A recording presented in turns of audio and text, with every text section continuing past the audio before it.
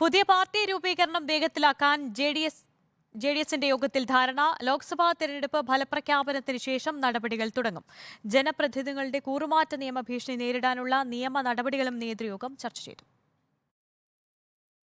ദേശീയ നേതൃത്വം എൻഡിഎയുടെ ഭാഗമായതോടെയാണ് സംസ്ഥാനത്ത് ജനതാദളിൽ പ്രതിസന്ധി തുടങ്ങിയത്. ദേവഗൌഡയെ തള്ളിപ്പറഞ്ഞെങ്കിലും കേരളത്തിൽ ഇടതുമുന്നണിയിലുള്ള ജനതാദൾ എസ് ഇപ്പോഴും ദേശീയ പാർട്ടിയുടെ ഭാഗമാണ്. പ്രജ്വൽ രേവണ്ണ വിഷയം കൂടി വന്നതോടെയാണ് പാർട്ടി മറ്റ് സാധ്യതകൾ പരിശോധിക്കുന്നത്. പുതിയ സംസ്ഥാന പാർട്ടി രൂപീകരിച്ച ശേഷം ഏതെങ്കിലും ദേശീയ പാർട്ടിയിൽ ലയിക്കുന്നതിന്റെ സാധ്യതകളും തേടുന്നുണ്ട്.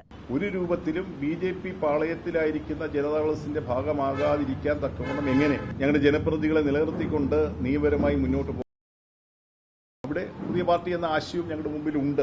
അത് ഏതാണ് എന്നുള്ളത് അപ്പോൾ ആലോചിക്കും. പുതിയ പാർട്ടി രൂപീകരിച്ചാലും മന്ത്രി കെ കൃഷ്ണൻകുട്ടിയും സംസ്ഥാന അധ്യക്ഷൻ മാത്യു ടി തോമസും കൂറുമാറ്റ നിയമ ഭീഷണി നേരിടുമെന്ന ആശങ്ക നേരത്തെ ഉണ്ടായിരുന്നു. അത് മറികടക്കാനാകുമെന്നാണ് ഇന്നത്തെ യോഗത്തിലുണ്ടായ വിലയിരുത്തൽ. പുതിയ പാർട്ടിയുടെ നിയമസാധ്യത ഉൾപ്പെടെ പരിശോധിക്കാനും തീരുമാനമായി. ലോക്സഭാ തെരഞ്ഞെടുപ്പിന്റെ വോട്ടെണ്ണലിനു ശേഷം പാർട്ടി രൂപീകരണ നടപടികൾ വേഗത്തിലാക്കും.